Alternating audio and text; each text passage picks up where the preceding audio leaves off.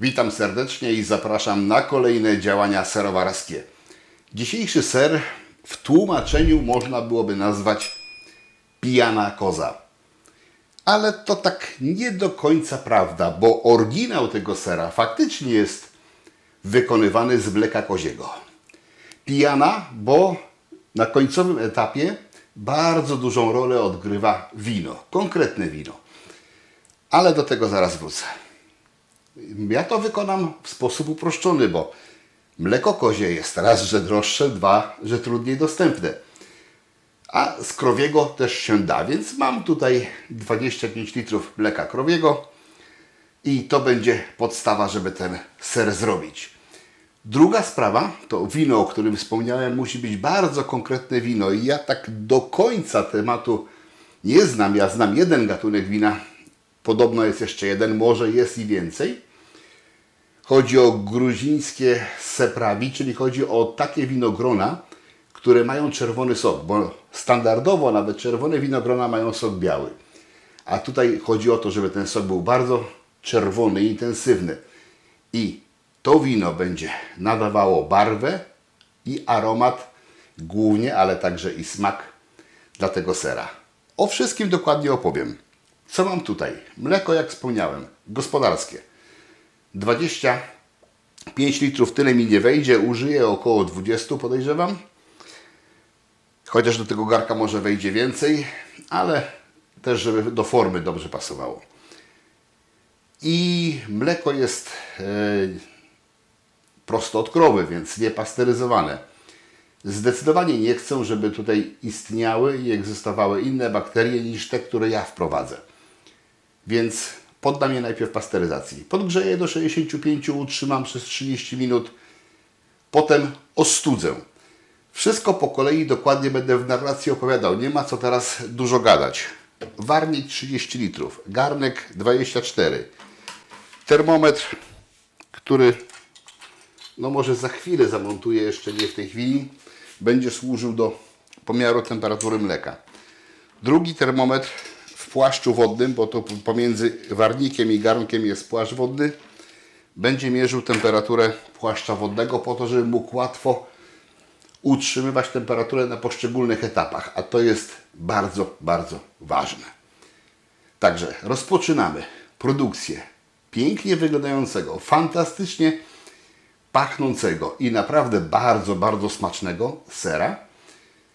I zajmie to niestety długo, więc to jest ser dla cierpliwych.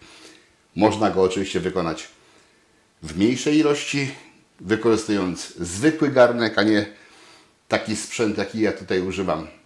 To jest najmniej istotne. Macie możliwość zrobić dużo, róbcie dużo, nie róbcie mało, zwłaszcza jak jesteście mało doświadczeni, bo lepiej najpierw się wyuczyć, wyćwiczyć na mniejszych ilościach niż ryzykować koszt, bo to jednak trochę takie mleko kosztuje. Czy coś więcej do powiedzenia? Nie. Także ja w tej chwili rozpoczynam od odkręcania, wymieszania i jak wymieszam, wlewam, zaczynam podgrzewać. Resztę po kolei opowiem. Zaczynam działać.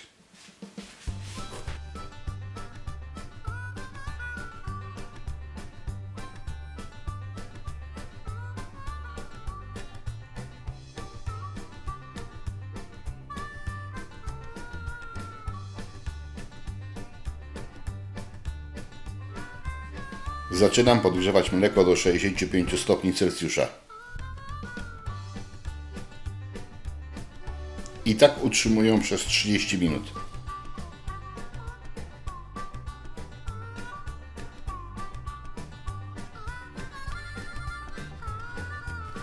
Następnie studzę w zlewozmywaku.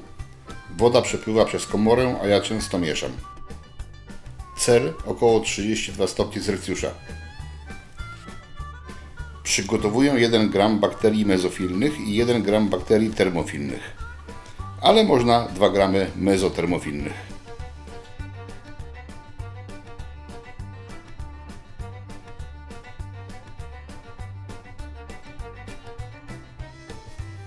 Następnie 2 gramy chlorku wapnia.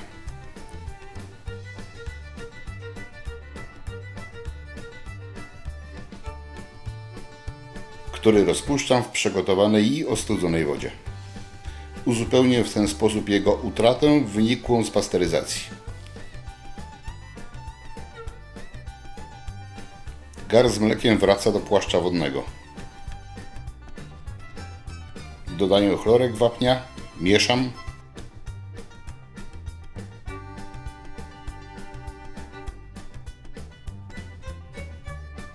Rozsypuję na powierzchni bakterię i zostawiam na 2 minuty.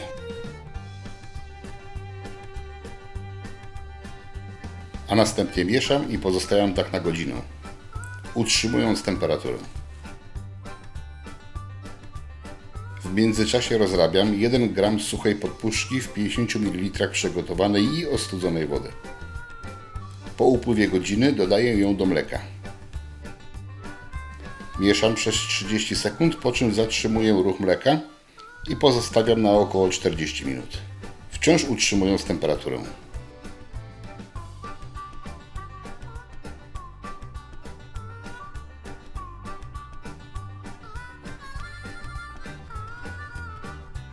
Następnie sprawdzam jakość skrzepu.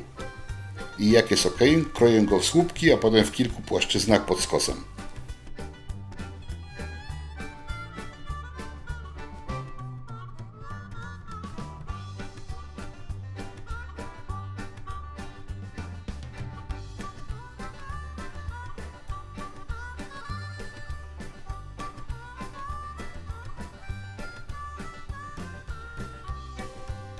Dalej rozdrabniam używając takiej wiotełki. Dzięki niej skrzep będzie pokrojony drobno.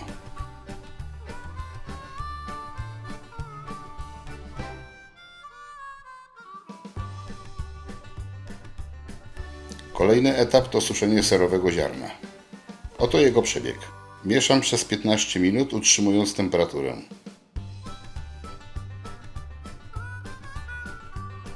Zostawiam na 5 minut, a ziarno opadnie na dno. Odbieram około 6 litrów serwatki. Tak około 30%. Oczywiście także szklanka dla mnie. Ciepła serwatka jest pyszna.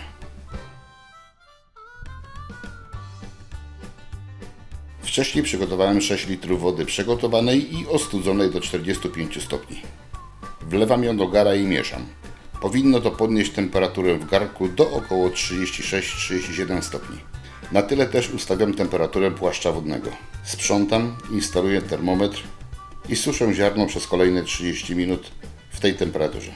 Na koniec ponownie pozwalam ziarnu opaść na dno i odbieram serwatkę. Do takiego poziomu, by serwatka lekko zakrywała ziarno.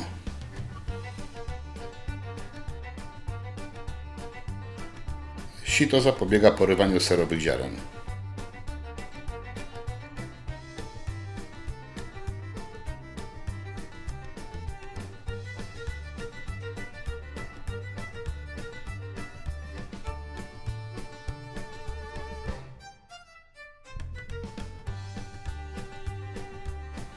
Przygotowuję formę z serowarską chustą i przekładam do niej serową masę wraz z serwatką.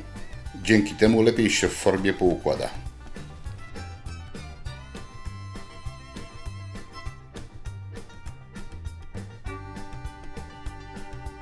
Nadmiar serwatki odlewam.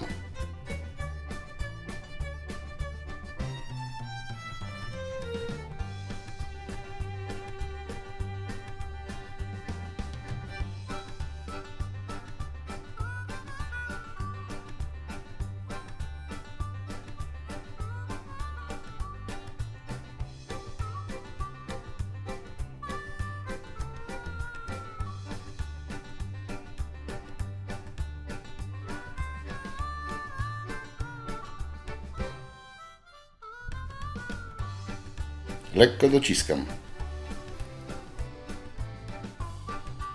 Zawijam końcówki chusty i zakładam na formę pokrywę.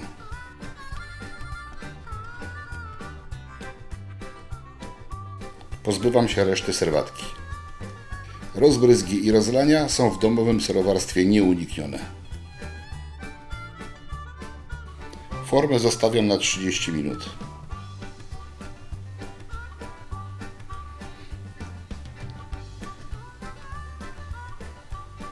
Potem ser obracam i wkładam do prasy. Przy obracaniu należy postępować delikatnie. Ser jest jeszcze bardzo kruchy i może się rozpaść. Dobrze jest go teraz wstępnie zważyć.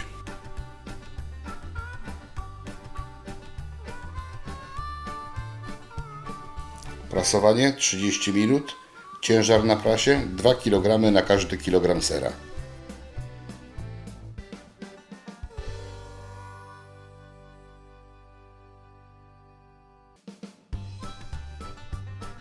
Potem ser obracam w formie i ponownie prasuję przez godzinę. Nacisk 4 kg na 1 kg sera. Po obroceniu należy unikać zagnieceń podczas składania chusty.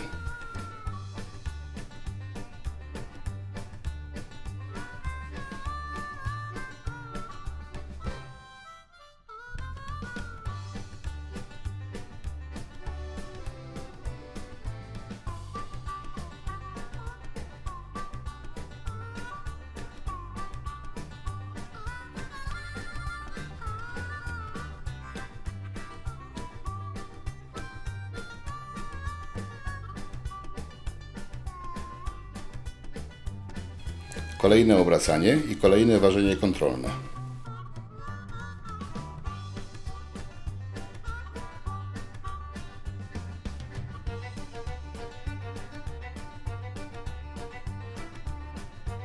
Ser trochę mało serwatki oddał, więc zwiększę nacisk na prasie. Do 6 kg na 1 kg sera, a powinno być 4. Czas nie mniej niż 3 godziny.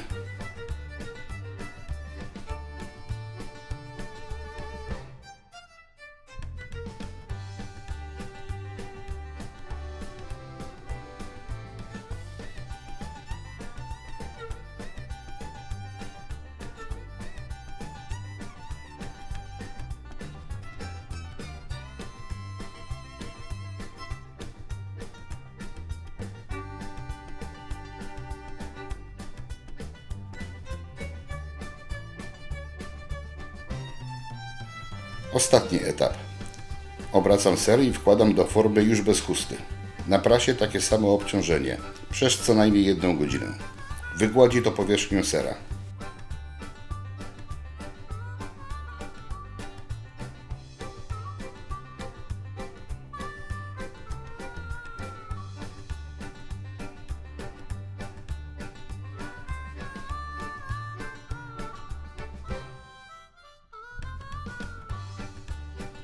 Przygotowuję solankę 18% i dodaję chlorek wapnia 2 g na 1 litr.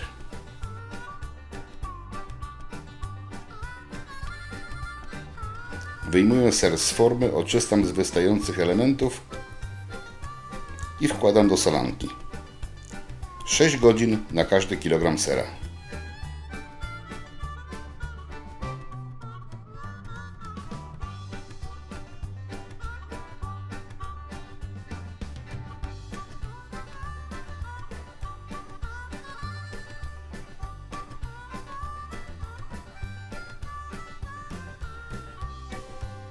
Solenie odbywa się w lodówce.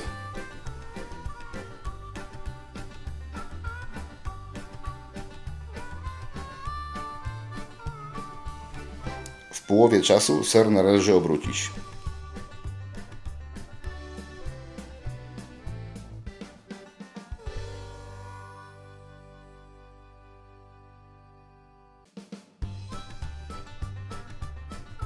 Po zakończeniu solenia wyjmuję brynę sera, osuszam ręcznikiem i kładę na serowarski podkład. Często obracam do czasu, aż jego powierzchnia wyschnie i utworzy skórkę. Zwykle 3-5 dni.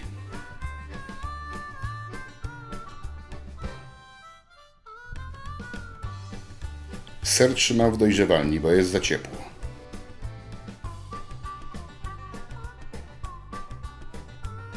Nadszedł czas na wspomniane wino. Mały pojemnik, jałowe gaziki i 100-150 ml barwiącego wina.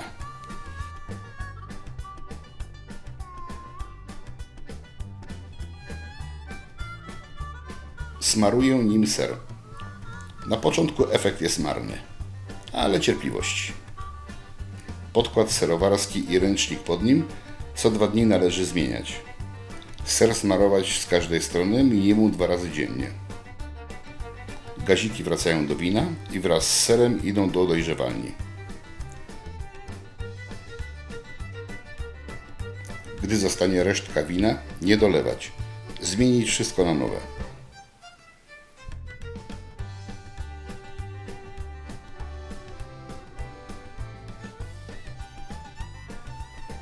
Tak wygląda ser po 2 tygodniach. Trzeba cierpliwości i trzeba trochę warunków, żeby taki serek uzyskać. Piękny kolor, bez żadnej powłoki. On nie był malowany. On był tylko smarowany winem. Co najmniej 2 razy dziennie przez 2 miesiące. Potem można go uznać za gotowy. W zasadzie nawet po miesiącu można byłoby. Ten kolorek po miesiącu byłby może trochę jaśniejszy. Potem już się niewiele zmienia. Ale to jest efekt 2-miesięcznego moczenia, malowania, smarowania, jakby to nie nazwać. I potem można go trzymać w chłodni, obracać i konserwacyjnie raz na jakiś czas też można go winkiem takim przetrzeć. Gdyby się okazało, że coś się na powierzchni zaczyna lęgnąć, po prostu mocniej przetrzeć, można być umyć i smarować winem przez kolejne kilka dni, żeby barwę odzyskał. Czas zajrzeć do środka. Na razie to ten aromat. Tego się nie da opowiedzieć. Jak smarujecie świeży ser tym winkiem, tym gazikiem, to aromat wina się przenosi na ser, ale aromat z sera przenosi się do wina. I z czasem to, czym smarujecie, to jest taka właśnie mieszanina aromatów. I to w tej chwili czuć tutaj. To jest właśnie to. A smak? No w środku to jest ser. Jego atrakcją jest właśnie ten bardzo charakterystyczny aromat, który powstaje na zewnątrz i który będzie nam przy jedzeniu towarzyszył. No oczywiście też swój wpływ na smak ma. Trzeba przyznać, nietypowy, nietuzinkowy ser. I ja chyba takiego w sklepie jeszcze nie widziałem. No oryginał, tak jak wspominałem chyba na początku, powinien być wykonany z koziego mleka, a tu jest mleko krowie. Czas zajrzeć do środka.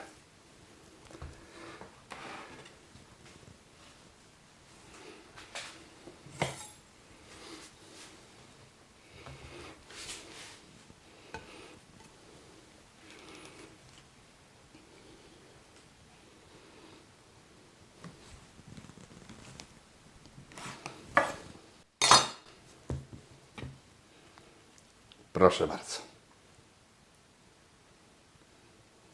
Pięknie wygląda.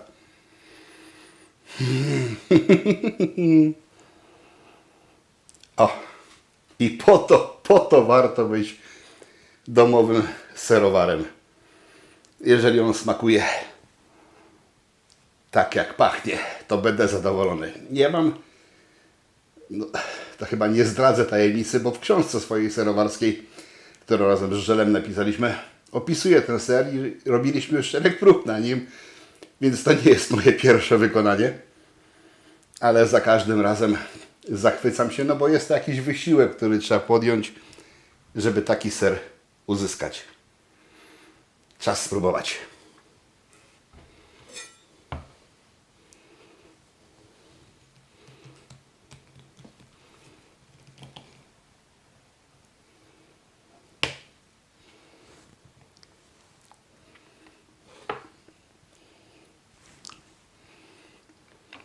Miam.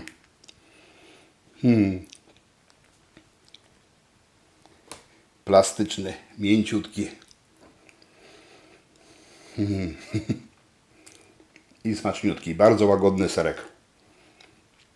Bo też wykonywany właśnie w taki sposób, że się odejmuje część serwatki i rozcieńcza to wodą, po to, żeby złagodzić jego smak. I to czuć tutaj. Pyszna rzecz.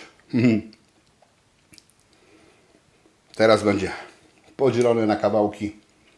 Kto kawałek dostanie, ten dostanie. Reszta będzie zapakowana próżniowo i będzie czekała na okazję. No a dzisiaj sobie jeszcze zrobimy serową ucztę. Pyszna sprawa.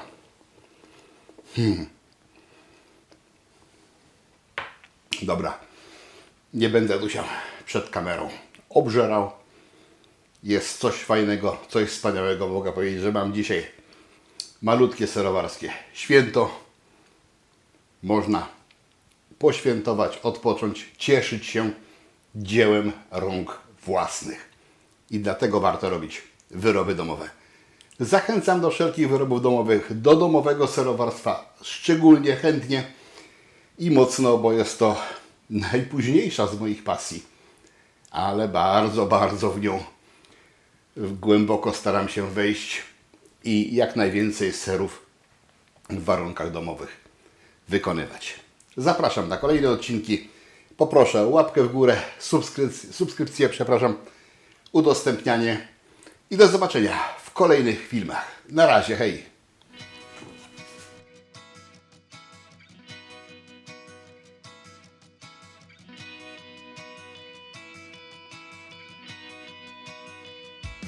Zapraszam do zakupów w naszym sklepie. Obsługujemy zamówienia krajowe i zagraniczne. W naszej ofercie są sprawdzone wędzarnie i generatory dymu, szynkowary do robienia pysznych domowych wędlin, butelki, balony i prasy do wina, różne surowce do piwa, kapsle i kapslownice. Poza tym ruszty, kociołki, siatki, sznurki.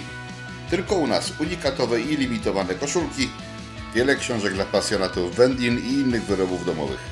Serdecznie zapraszam.